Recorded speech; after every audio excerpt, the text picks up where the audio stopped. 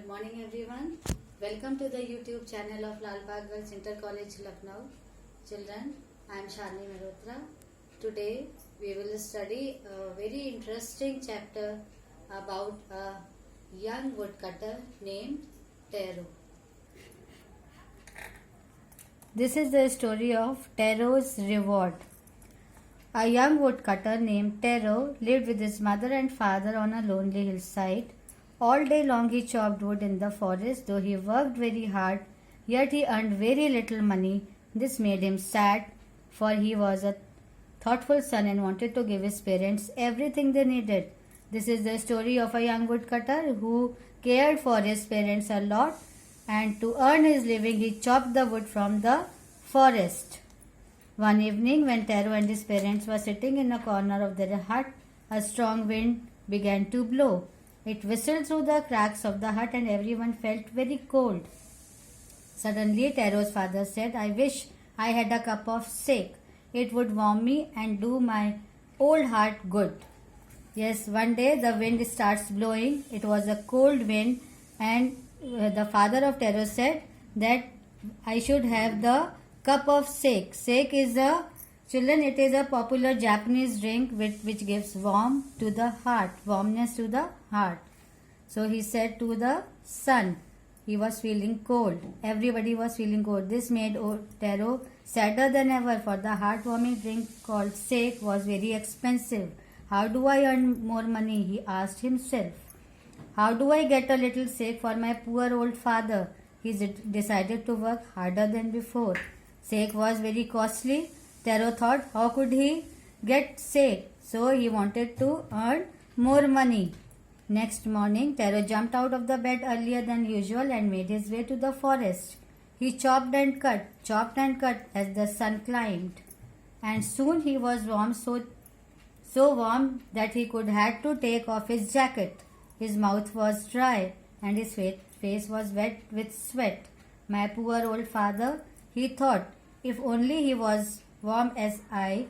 And with that he began to chop even faster, thinking of the extra money he must earn to buy for the sake to warm the old man's bones. Now Tero worked harder and harder. His face and his body was sweating, but he still worked harder so that he could get sake for his father. Then suddenly Tero stopped chopping. What was that sound he heard? Could it possibly be rushing water? Tero could not remember ever seeing or hearing a rushing stream that part of the forest. He was thirsty. The axe dropped out of his hands and he ran in the direction of the sound. Now he was sweating and he was feeling very thirsty. While he was working, then he heard the noise of some water, rushing water. Then he searched for that water. In that direction he moved.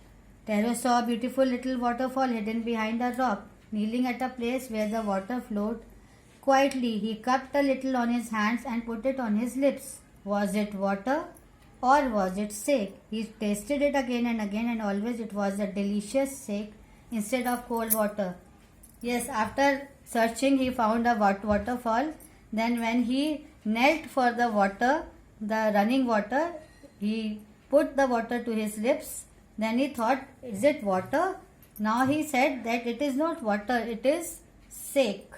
Tero quickly filled the pitcher he had with him and hurried home. The old man was delighted with the sake. After only one swallow of the liquid, he stopped shivering and did a little dance in the middle of the floor.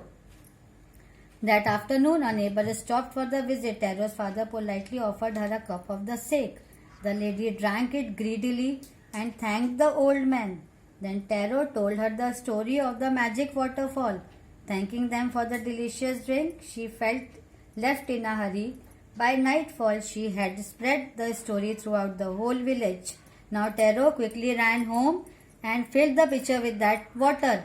This is the sake. Then he gave that sake to his father.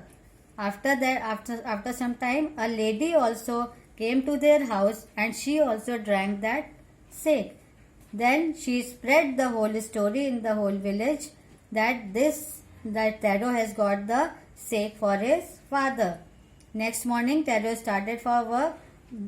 even earlier than the morning before, he carried with him the largest pitcher he owned, for he intended first of all to go to the waterfall. When he reached it, he found to his great surprise all the neighbors there. They were carrying pitchers, jars, buckets, anything they could find to hold the magic shake. Then one villager knelt and held his mouth under the waterfall to drink. He drank it again and then shouted angrily, "Water, nothing but water." Others also tried, but there was no shake, only cold water. Next day, the villagers also went with the Taro, and they also went to that waterfall. But when they had that in the pitcher and they tasted the water, the villagers shouted that it is not shake, it is only water. And Taro has dished everybody. "We have been tricked," shouted the villagers. "Where is Taro? Let us drown him in this waterfall." But Taro had been wise enough to slip behind a rock when he saw how things were going. He was nowhere to be found. Taro suddenly, as the villagers shouted, he hid himself behind a rock. Muttering their anger and disappointed, the villagers left the place one by one. Taro came out from his hiding place. Was it true, he wondered? Was the shake a dream? Once more, he caught a little liquid in his hands and put it to his lips. It was the same fine shake. To the thoughtful son, the magic waterfall gave the delicious shake. To everyone else, it gave only cold water. Again, Taro touched the water to his lips. Then again he found that it was a shake. It was not water. For Taro, it was a magic. It was a magic waterfall and it was a delicious shake. But to the villagers, it was only simple cold water. The story of Taro and his magic waterfall reached the Emperor of Japan. He sent for the young woodcutter and rewarded him with 20 pieces of gold for having been so good and kind. Emperor of Japan heard this and he rewarded the woodcutter for 20 pieces of gold. Why he rewarded him? That because he was so kind to his parents. Then he named the most beautiful fountain in the city after Taro. That fountain, that waterfall, was named after Taro. This, said the emperor, was to encourage all children to honor and obey their parents. He got the award and the emperor encouraged all the children that we must honor and obey our parents. So children, I hope that you have understood this very nice story.